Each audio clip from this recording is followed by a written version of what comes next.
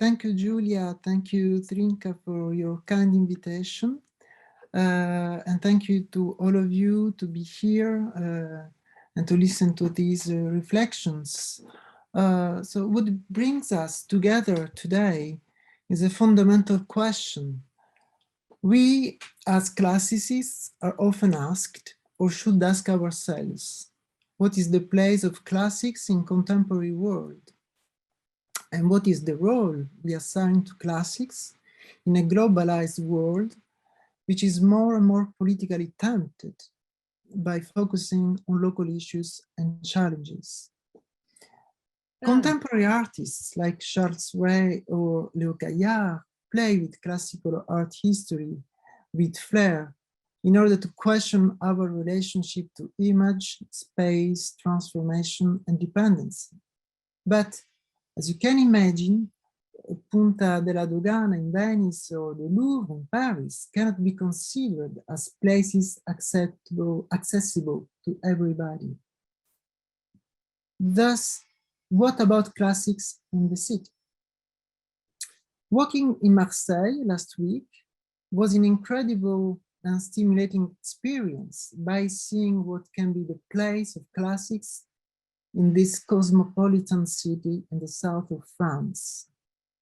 We are increasingly confronted with a way of thinking that strives to de-essentialize assigned identities, even those of ancient deities like Zeus or Ammon, which offer a space for public protest whose political significance in the current French debate will not escape you.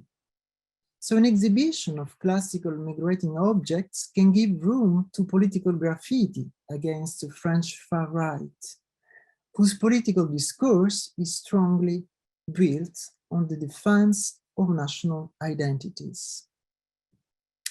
Coming back to Paris, before climbing the grand exterior staircase of the Saint-Charles station, I stopped to look at a series of activist collages under the 95-year-old sculptural groups by Louis Bottinelli. As you can see in this Wikipedia image, which is quite unrealistic. So can you imagine the staircase without a crowd? We are in Marseille. So these groups with their inscriptions, colonies of Asia on your left and colonies of Africa on your right, are at the base of the staircase. They were supposed to be ready for the colonial exhibition who took place in Marseille exactly 1 century ago, in 1922. Of course, it didn't take 100 years to denounce colonialism. The invitation to decolonize ourselves is not new. In April 1966, the French psychanalyst Octave Manoni, who spent many years in Madagascar, published a short essay entitled Decolonizing Myself in the journal Race, where he came back to his book Psychology of Colonization, published in 1950. Mostly known for his essay on conflicts and compositions of different types of rationality, the very well-known Je sais bien mais quand même, I know, but still, Manoni wrote this book on psychology of colonization after his work with Jacques Lacan in Paris, and a few months after the first revolts in Madagascar against French Empire. For the new English edition of this book, he wrote a paper for Race, Decolonizing myself, in order to explain his project and to correct some of the ideas he developed there under the influence of a shared vocabulary on dependency. He didn't refer to a metaphorical use of decolonization, not to any kind of innocence, as Page Dubois warned us. The purpose was to be very critical towards certain views he expressed and that Fanon and Césaire criticized. But he also wanted to insist on the notion of colonial situation, which is an intersubjective relationship. In the same years, Pasolini was traveling in East Africa, taking notes for a project referring to antiquity as a place of resistance against the homogenization of the neo-capitalist world. Pasolini had to react to the fascist use of antiquity, of course, but he also condemned the neoliberal politics, which was destroying all the survivals of traditional forms of life, of social life, that could be found through different centuries up to antiquity. We well know how Pasolini insisted on the presence of the body in order to conceive these different forms of sociability. So how to answer to this social demand of decolonizing ourselves, liberating bodies from an ethical system, without falling in the net of powerism, as the anthropologist Marshall Sahlins designed it in a paper where he condemned various afterologies, as he says. In the conference entitled My Father's Suitcase, delivered on the occasion of the award of the Nobel Prize for Literature in 2006, the writer Orhan Pamuk evokes a theme that should hold our attention as classicists, that of Chekhovian sense of provinciality inspired by the truth that the world had a center and that this center was in the West. If Pamuk proposes that a remedy offered to this feeling that engenders fears, frustration, and humiliations can be offered by the practice of literature, what can be said of classics? Can we abandon the pivotal function of classics as the cradle of Western civilization? And if yes, how? Shall we think of a world to inhabit without a center? In my view, a great bulk of work can be done if we practice an anthropological displacement through a comparative gesture, which is fundamental to envision new ways of working on classics today. Of course, talking about comparatism means to do a history of the ways comparatist approaches worked since the 19th century.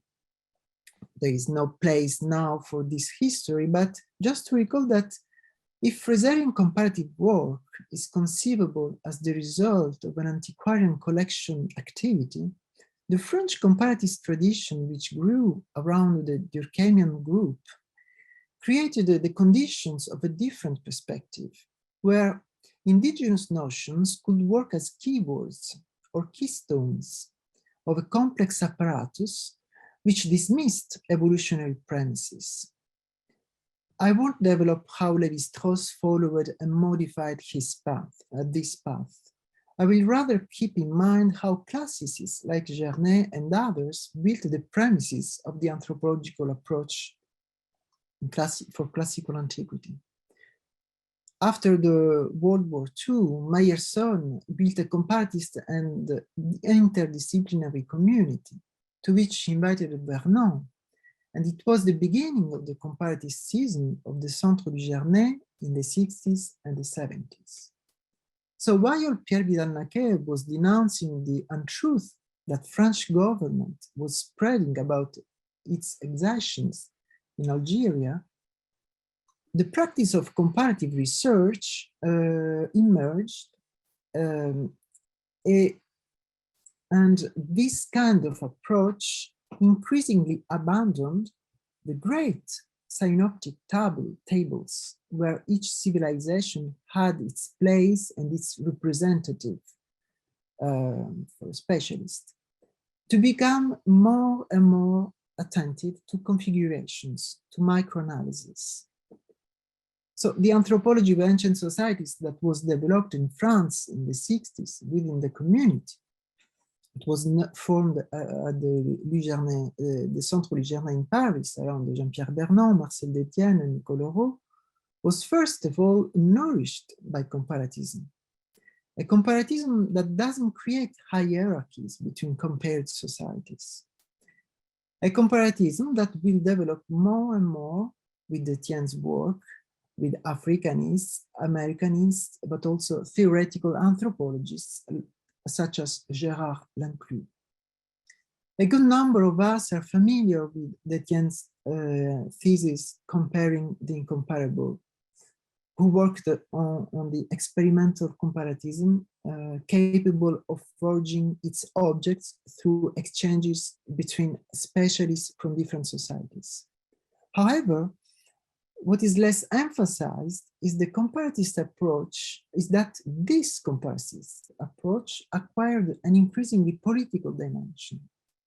In this perspective, it seems to me that the rhetoric of otherness has been completely dismissed, in a sense that it is not sufficient in itself, because the risk to elect the other of oneself and to construct it in a specular and instrumental way. Détienne published a very important article about that, criticizing the way François Julien was using his work on Métis. So during the 90s, connected and global history seemed to discard comparatist researches, denouncing an essentialist temptation which was connected to the colonial situation. If certain enterprises maybe respond to this critique, I prefer to focus on comparatist approach founded on macroanalysis, as I said, but paying more and more attention to the practice of displacement without a third eye, be it displayed or fading away. This third eye, which is ours, of course, is the one informed by the social sciences as a practice of disenchantment.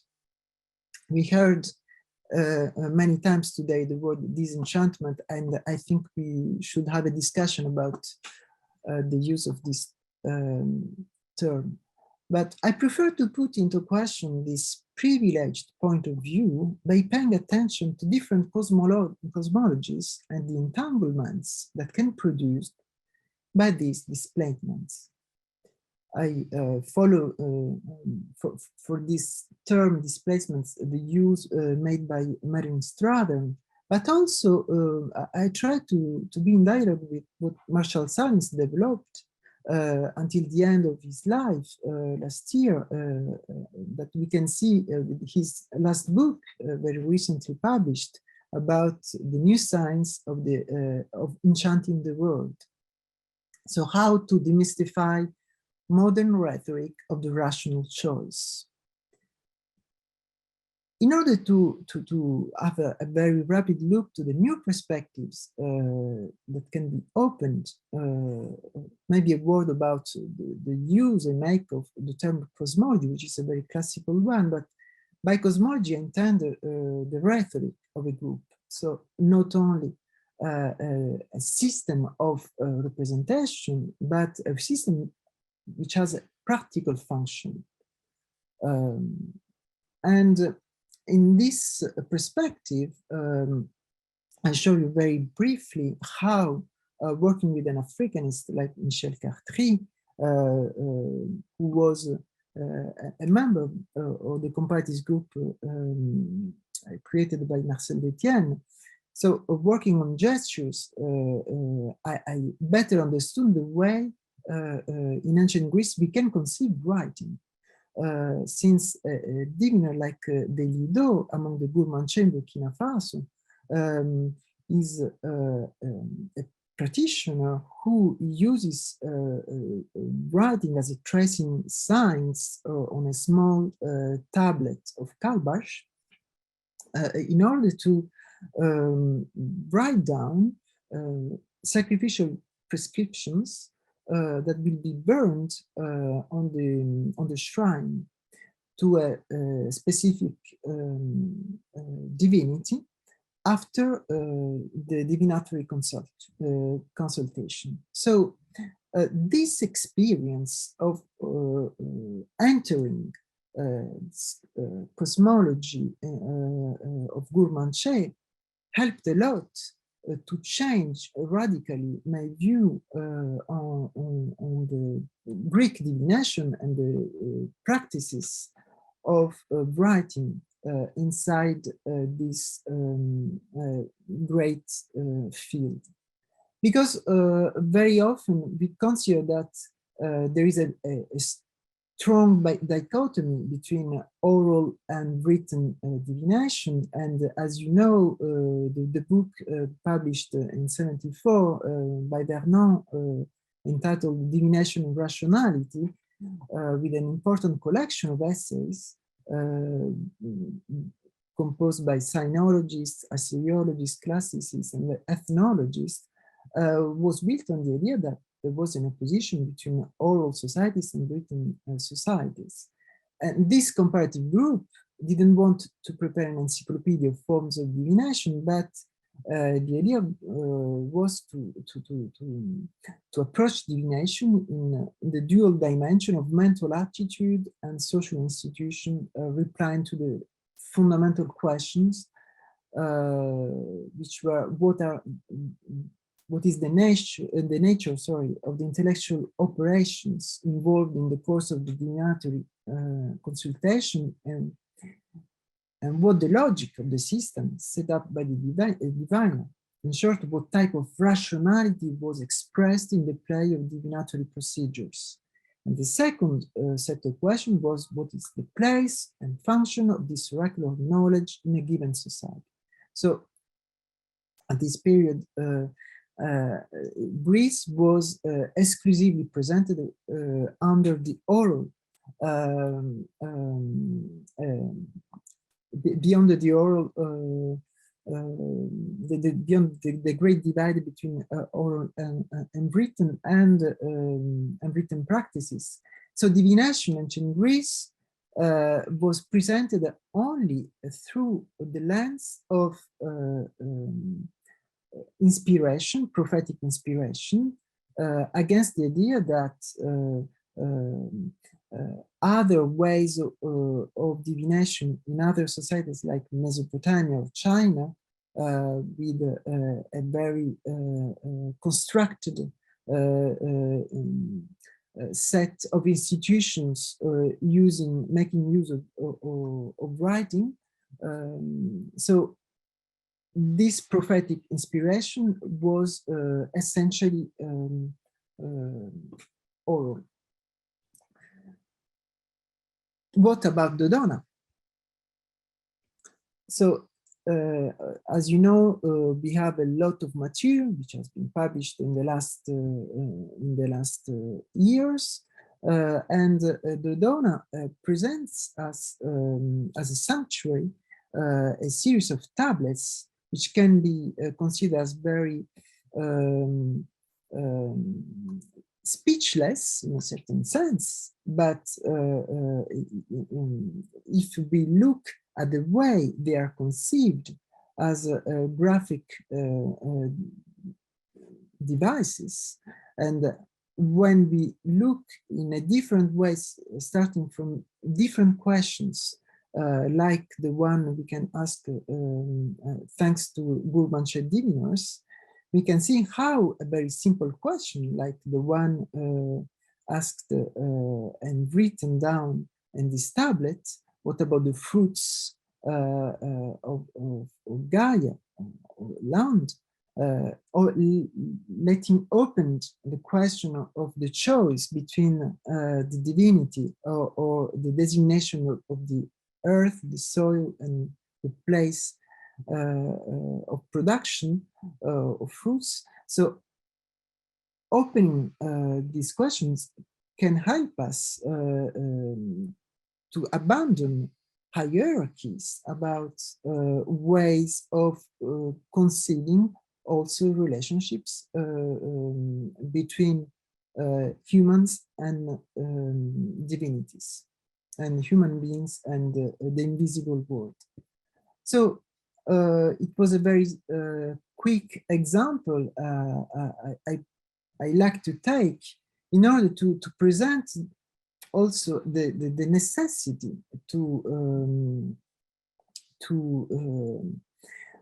abandon this idea of rupture between what Lloyd criticized as mentalities, because with this myth of the rationality, which began with the use of writing in the 5th century BC, we lose completely the use of ritual writing and the way ritual writing can construct a very different cosmology of the presence of the invisible world in ancient Greece.